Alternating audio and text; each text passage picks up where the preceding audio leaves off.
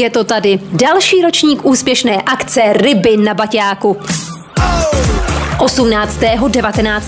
a 20. srpna od 18. do 22. hodiny se těšte na 3 dny grilování mořských ryb v přístavu Strážnice.